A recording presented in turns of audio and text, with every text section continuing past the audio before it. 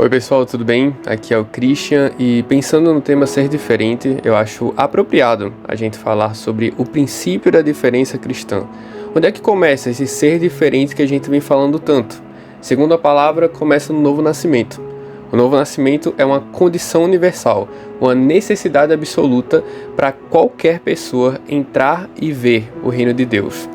No Evangelho de João é relatado para a gente que em determinada madrugada, Nicodemos, um mestre respeitado em Israel, um exímio conhecedor da lei, se dirige até Jesus, meio que como quem está ali como um porta-voz, pelo menos de um determinado grupo ali de fariseus ou do Sinédrio.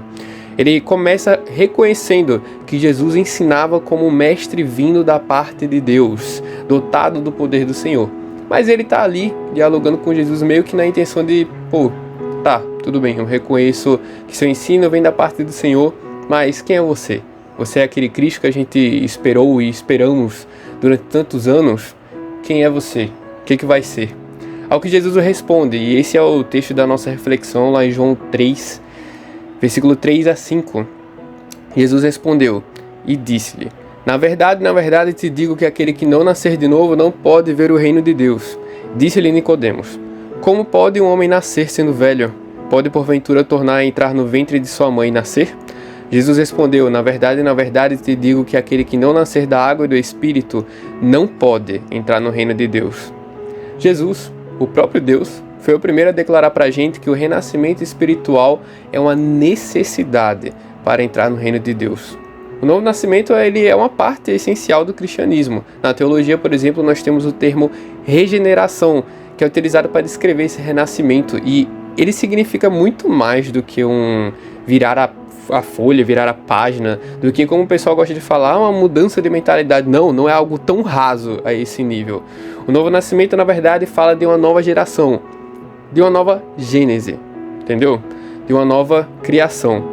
A regeneração ela não é uma atitude nossa, ela não parte de nós, não é uma mudança de mindset, como muita gente fala acerca de diversas coisas triviais da vida, mas na verdade é uma obra exclusiva do Espírito Santo naqueles que estão espiritualmente mortos, que na verdade é o estado que toda a humanidade, que todos nós nos encontrávamos antes de sermos regenerados, a saber, com o espírito morto, incapaz de buscar ou de desejar a Deus.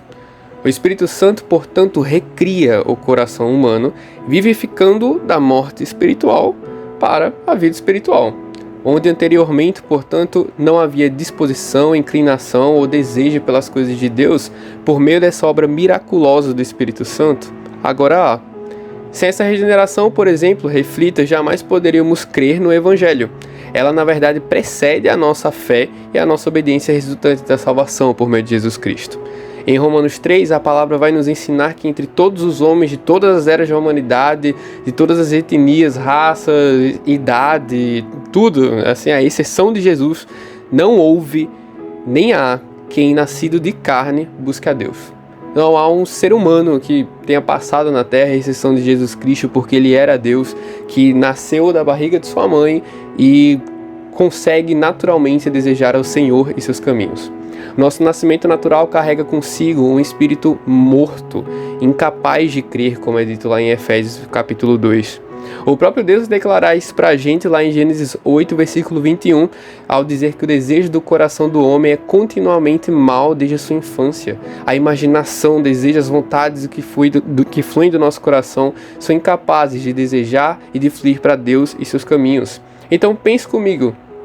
Se Deus é o único bom, como Jesus afirmou para o jovem rico lá em Marcos capítulo 10, versículo 18, se toda boa obra vem do Senhor, como é afirmado para a gente em Tiago capítulo 1, versículo 17, e o nosso espírito morto é incapaz de desejar a Deus e só deseja o mal, como creríamos em Cristo para a salvação? É impossível.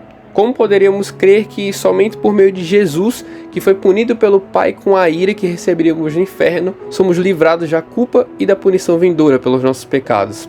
Que aquele que não conheceu o pecado, Deus o fez pecado por nós para que nele fôssemos feitos justiça, nos tornássemos justificados, porque um justo, o único justo, obedeceu perfeitamente a lei por nós e se entregou para receber a ira divina pelas nossas iniquidades. A resposta Jesus deu a Nicodemos, sendo regenerado, nascendo de novo, ou Em outras palavras, tendo a nossa natureza mudada pelo próprio Deus para que venhamos à fé.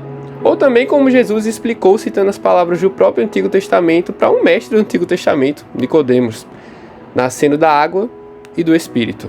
Referenciando assim o texto que está lá em Ezequiel capítulo 36, versículo 25 ao 27, que diz: Então aspergirei água pura sobre vós e ficareis purificados. De todas as vossas imundícias e de todos os vossos ídolos vos purificarei. E dar-vos-ei um coração novo, e porei dentro de vós um espírito novo, e tirarei da vossa carne o coração de pedra, e vos darei um coração de carne. E porei dentro de vós o meu espírito, e farei que andeis nos meus estatutos, e guardeis os meus juízos, e os observeis. Por meio dessa obra que começa e termina exclusivamente pelas mãos do Senhor, podemos, enfim, ser diferentes.